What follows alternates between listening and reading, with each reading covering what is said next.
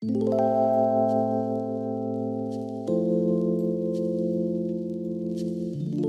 muy buenos días, tardes o noches, espero que estén bien, pero bastante bien. Hoy los saludo en un video, el cual hablaremos sobre la teoría del neoliberalismo. Y pues comencemos. Mi nombre es Ángel Cantellano, soy alumno de la Universidad Americana de Puebla para la materia de Economía y la licenciatura de Negocios Internacionales. Pero comencemos este video con un solo concepto. ¿Qué es el neoliberalismo? El neoliberalismo es, según su definición, una teoría política y económica que tiende a reducir al mínimo la intervención del Estado. También ha sido como una forma de liberalismo que apoya la libertad económica y el libre mercado, cuyos pilares básicos incluyen la privatización y la desregularización. Pero en sí, el neoliberalismo está mejor definido como que es una corriente económica y política asociada al capitalismo. El neoliberalismo considera que la intervención del Estado al mercado promueve una ineficiencia a través de las regulaciones sobre las industrias, los altos impuestos y los servicios públicos que no están sujetos a la competencia del mercado. Bueno, una vez explicado qué es el neoliberalismo, en este video trataremos los siguientes 4 temas: la crisis del Estado benefactor, las características del neoliberalismo, el proceso de adaptación del neoliberalismo en México y el neoliberalismo en México. Para empezar, comenzaremos con la crisis del Estado benefactor. El Estado benefactor o Estado de bienestar se refiere a aquel conjunto de decisiones y acciones llevadas a cabo por un Estado, tomadas con el fin de satisfacer las necesidades básicas de la población, a través de la redistribución de la riqueza y la inversión del gasto público en la mejora de aspectos sociales y económicos. Pero a esto hay que anexar que John Maynard Keynes, uno de los economistas más influyentes y reconocidos de la historia, guarda una estrecha relación con el concepto del Estado benefactor. Esta relación es tan sólida que en muchas ocasiones se nombra al Estado benefactor como Estado de bienestar keynesiano. Las teorías clásicas afirman que la economía se ajusta por sí sola, llegando al equilibrio entre la oferta y demanda y consiguiéndose el pleno uso de los factores de producción. También se le denominaba como el uso de la mano invisible, que se autorregulaba el propio mercado.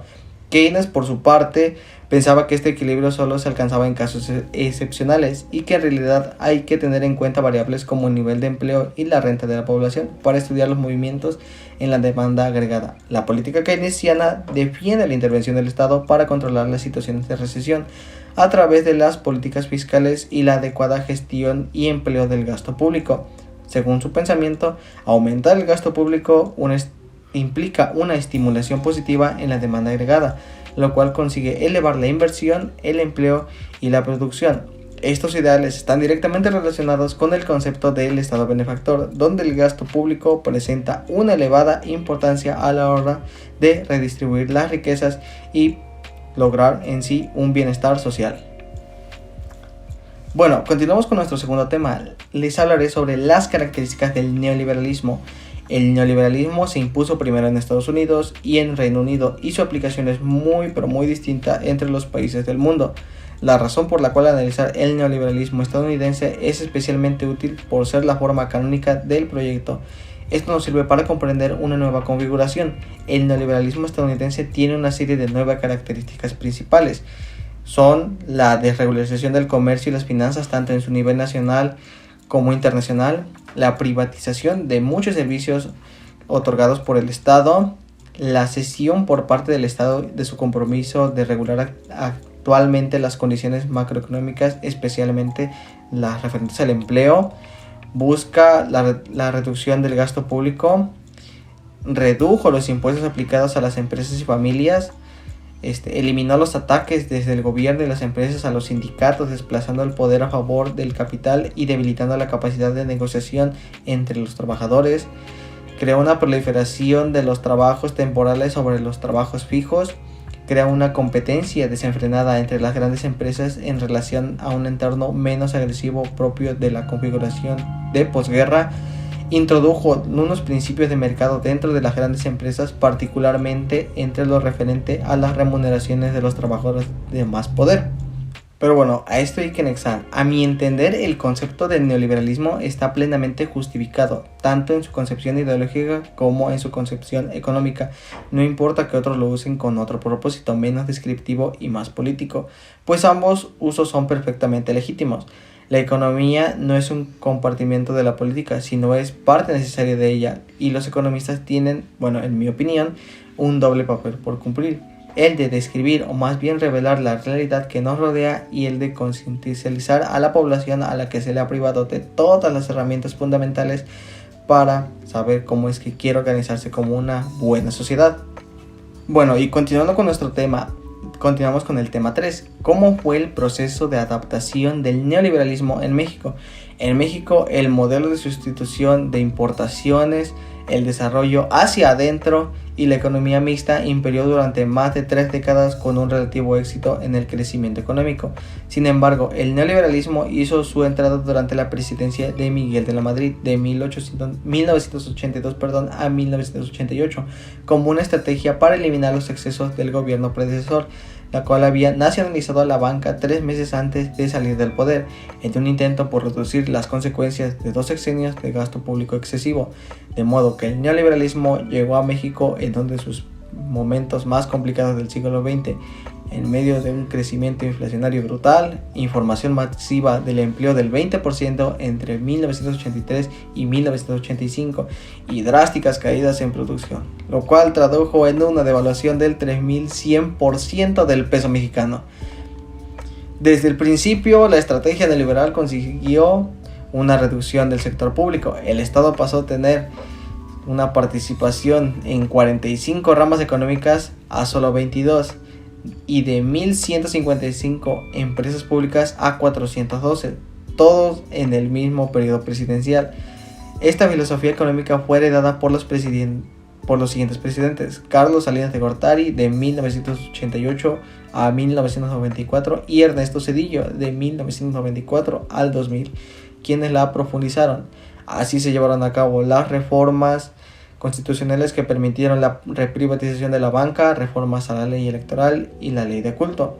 De manera semejante se firmó en 1994 el Tratado de Libre Comercio de América del Norte, conocido comúnmente como el Telecán, entre México, Estados Unidos y Canadá, incorporando al país al mercado global junto a socios poderosos, pero en notable situación de inferioridad comercial.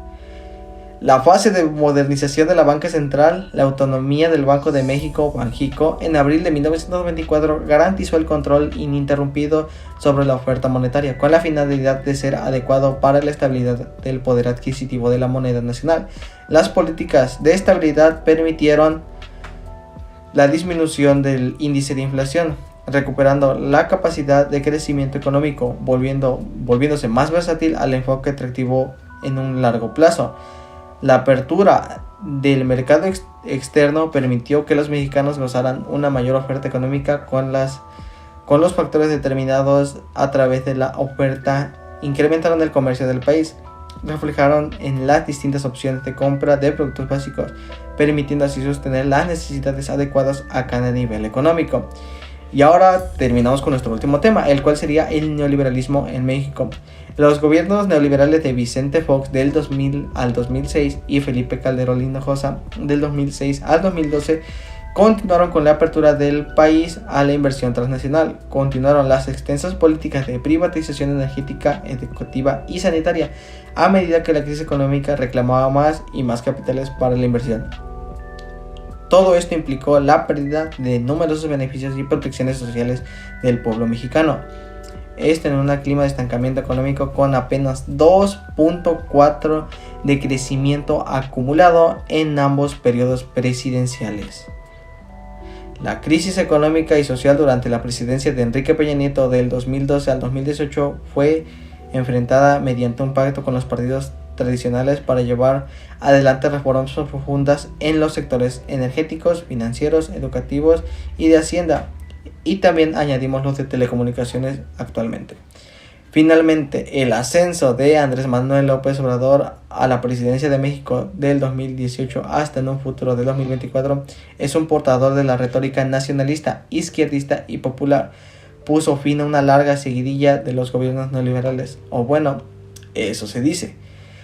Bueno, y esto hay que anexar ya para finalizar nuestro video. El neoliberalismo en México intentó influir en el desarrollo económico, limitando el papel del Estado, reservando en manos de particulares el objetivo de la inversión. pero el neoliberalismo no es más que una filosofía económica que intentó impulsar la perspectiva hacia el estado de bienestar. Bueno, y con esto concluimos nuestro video. Espero que haya sido de muchísimo su agrado. Espero que estén muy bien, pero bastante bien, como lo dije al principio. Y nos vemos en clases. Muchísimas gracias por su atención y hasta luego.